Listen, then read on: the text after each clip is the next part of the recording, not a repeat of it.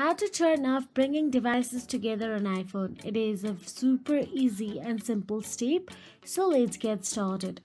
First of all, begin with opening the Settings app on your mobile device.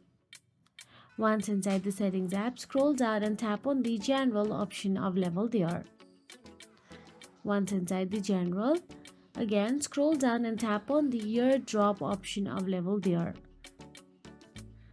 Now, once you tap on the AirDrop, you can see bringing devices together. Simply toggle that switch off. So that's the feature where iPhone interacts with another nearby Apple device like AirDrop animations or sharing between iPhone plus Apple Watch as well.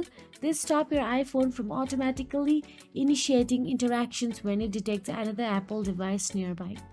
So that is it. If you found this video helpful, please like, share and subscribe our channel, and thank you so much for watching.